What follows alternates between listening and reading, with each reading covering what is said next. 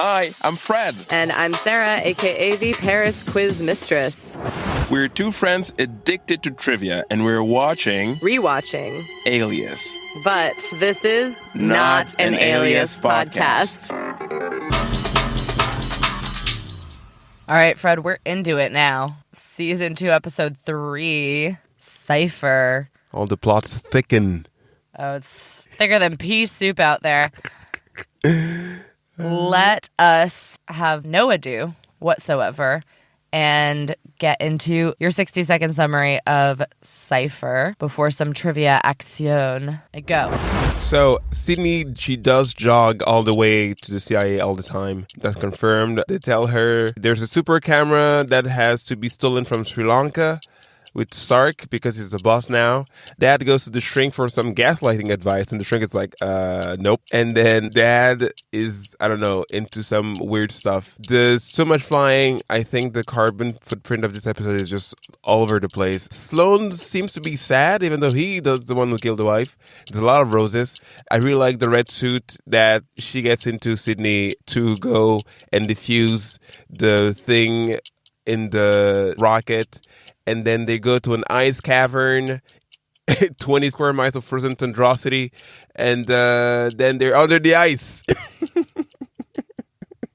Cool. So I went for a pretty straightforward theme. Siberia? Sort of. Spaceships? No, it was very cold. Oh, yes. So cold weather? Cold things. Cold things! Ooh, how cold? Ice cold. So, Fred, are you ready for your 5-question quiz about cold things? Yes. All right, here we go. Number 1, the theoretical temperature, absolute zero, equals 0 degrees on which temperature scale?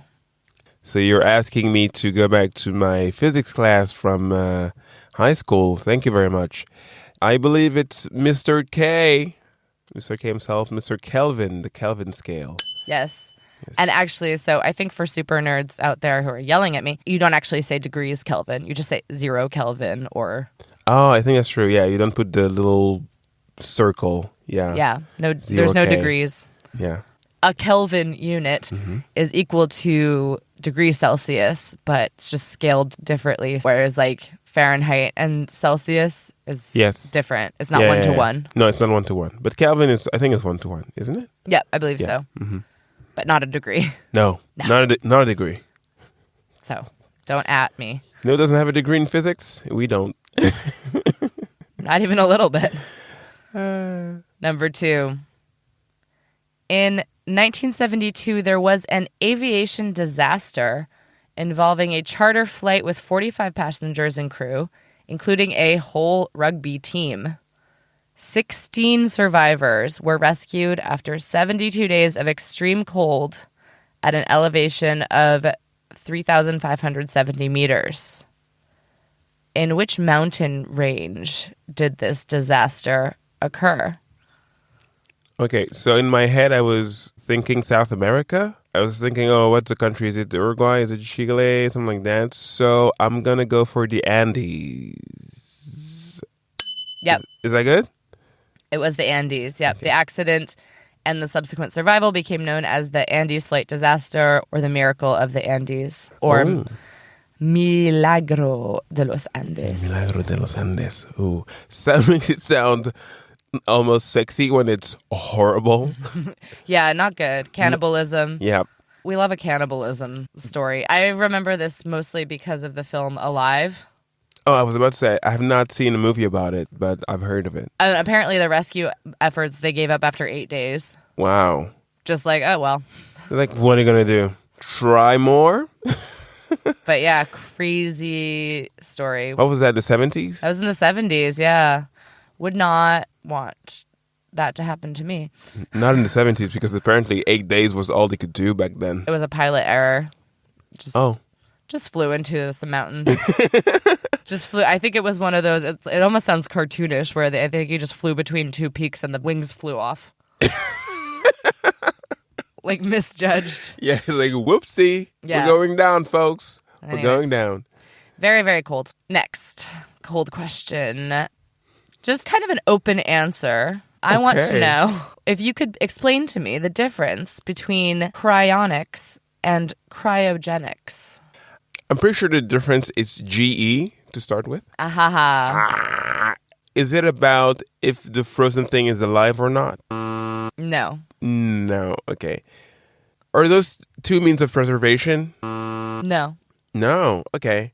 So cryogenic is the thing usually you hear where Walt Disney is in the tank somewhere waiting for technology to catch up so that it can be unfrosted and come back to do Dumbo 3. That's what you hear. Cryonics is a lot of tears.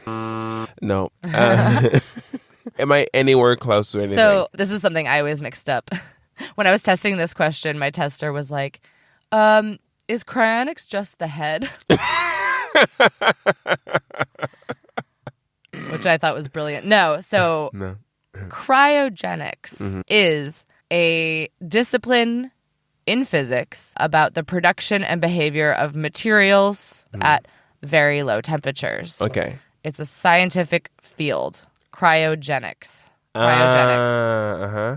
Cryonics refers to all the Disney and the Futurama and all this crap. That's kind of a pseudoscience. Okay. It's the low temperature freezing and storage of human remains with the speculative hope that resurrection may be possible in the future. So that's cryonics. That's the Okay. silly one. That's the kooky one. Kooky one. That's the Austin Powers. I guess they use the word cryogenic to give themselves some kind of scientific validity, but actually they're full pseudoscience. There were a lot of people that were like, yeah, let's do it. And then at the end, they were just like, actually, no, just do it regular. Just burn me, thank you.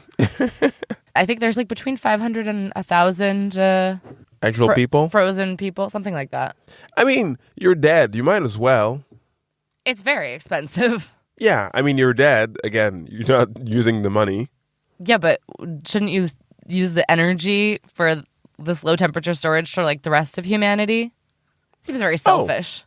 Oh, yeah, of course it's very selfish and like completely crazy. But I'm like, hey, if you're crazy to the end, you might as well freeze your tissues and someone can safely defrost them in a giant microwave, however to do it. Giant microwave. Question 4. Dippin' Dots. Do you know what Dippin' Dots is? Look at my eyes. I'm I'm going to tell you Okay. what Dippin' Dots is because Thank you. I believe it's quite American. So it's an ice cream that's created by flash freezing ice cream mix in liquid nitrogen. You can't really buy them in like the supermarket because they have to be stored at very low temperatures. So you can buy them at like malls or stadiums and stuff like that. Okay. So Dippin' Dots operates freezers that can go down to negative 85 degrees Celsius. But in 2020, Dippin' Dots, the company, began selling these special freezers to store what? An item with a temperature requirement of negative 70 degrees Celsius to remain effective. So what were they storing? I believe that it's the COVID-19 vaccine because cold storage was one of the issues with that little invention. Yes. Do you remember which vaccine had the cold chain? Moderna? Pfizer? It was the Pfizer BioNTech, yes. Coin flip. Right. Pfizer. Okay. Yes. Didn't they all have storage issues, but Pfizer was maybe worse? I don't know. I'm trying to save myself here, but... I think probably because they were based on the same technology. I think probably Pfizer and Moderna had the cold chain issue. But because Pfizer is German, it's even colder. Sure. Mm-hmm. So anyways, Dippin' Dots, the unexpected heroes of the COVID vaccine rollout. Thank you for your service, Dippin' Dots. Thank you for your service, Dippin' Dots. They were like, who has cold freezers? Almost like just eating Dippin' Dots in the back in the lab. They're like, I don't know. They use liquid nitrogen. Maybe they could help. You have one last question. I am doing a speed round. Ooh, speed rounds. Yeah, taking a leaf out of the old Book of Fred. Mm-hmm. With a speed round. And this speed round, I got the inspiration from a very old episode of Good Job Brain. And it's called Snow or No Snow. So you have to tell me, has it ever snowed in the following places in recorded history? We've been recording probably 150 years of meteorological data. So that's kind of the time frame we're looking at. So snow or no snow. Okay. Right? Mm-hmm. Cairo, Egypt. Okay, to speed round. God damn it. No snow. So it snowed in 2013, which was the first time in 112 years. Thought I heard about it. I was like, grumble, grumble. New Delhi, India. No snow. No snow. They can get frost and hail, though. Oh, okay. Miami. Snow.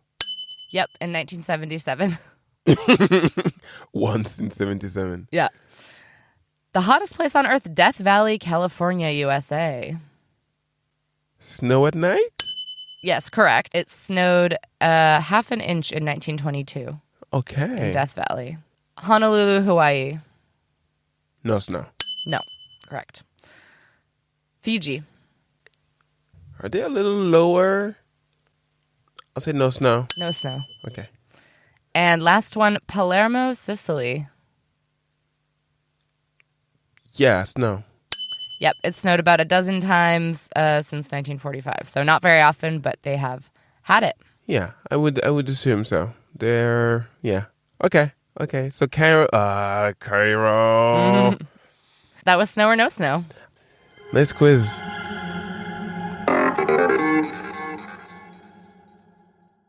It's very cold. Very cold in Siberia. Yeah, exactly. They're under the ice. Oh, yes. How? Submarines? Tunnels? I don't know. I mean, there are a lot of Rambaldi tunnels. All right, so what do we think of what I call the Oompa Loompa in space outfit? So that orange jumpsuit, Mm-hmm. I remember reading in an interview at the time that this was Jennifer Garner's favorite look of the show. Oh, wow. Why? It's just fun. It is very fun, but she's sledding. She's sledding on a suitcase. She's luging. Luging. Is it a suitcase that Marshall gives her? Yeah. Yeah, it's like this goes at like way too fast for a human body. It was interesting because Sark was smart. Sark felt something was up and he actually tried something. And it was nice to have actuals, compared to episode 1, season 2, where she just escapes because no one is guarding her. It's like, oh, you again, same place, same time, you forget to like just leave one person to look after her. This time she was like, okay, my plan is being counter-planned and I need to be fast. And that was nice. That was exciting. Yeah, because they cut the video feed for a couple minutes and Sark just said, watch the thing without the video. Because he thought, he was... Or I'm gonna tell everybody the Asiatic Space Agency is crap. Launch it now. Bunch of NASA wannabes over here. Like, boo-hoo. It's like, launch it, please. Okay. I realized that there's a lot of tropes with elevators in this show, but I noticed another one, that if an elevator door closes, somebody inside is about to lose consciousness. Yeah, when she neck tackles the... Yeah, she trinked someone. Yeah. Yeah, exactly. It's like, worst place to be in with Sydney. You don't want to go in the elevator. Let's talk about a moment that I would say irked me. Irked? Yes, Go which on. is the hypnotherapy session. It was the zoom and enhance of hypnosis. But that's not how it works. It's like, remember when you passed a ride by its computer? Can you pause your memory and then zoom and enhance on what it was writing? I'm like, I allow Alias very large suspension of disbelief, but you are out of bounds, J.J. Abrams, frankly. That didn't bother me. I was just like, yeah, I'm sure this is how this works. Mm-hmm. Yep. It's like, can you rewind your memory? Like, oh, can you just like pause at this frame? I was like, stop it. Stop it, it's too much. Not only because of the trauma he's reliving, and they're like, and when we snap our fingers, you'll be fine as if nothing ever happened in the 3. I'm like, okay, this guy is like multi-traumatized to the maximum. Like, can you just stop putting Will Tippin through all this mess. Poor Bradley Cooper. God, I mean, he gets to act, I guess. So good for him. But yeah. So yeah, I hope you will remember the difference between cryonics and cryogenics. One of them is fake. Maybe. I feel like you're just keeping your options open in case you want to freeze your body in, 90 years? You're so fresh and young. Thanks on that. Bye, everybody. Next time. Thanks for listening to Not an Alias Podcast, produced by Celia Brondeau with original music by Mad98. If you love what we do, leave us a tip. The link to the tip jar is in the description. And you can follow all things trivia at Paris Quiz Mistress. And all things Fred at Fred Me Up. Until next time. Stay nerdy and keep quizzing.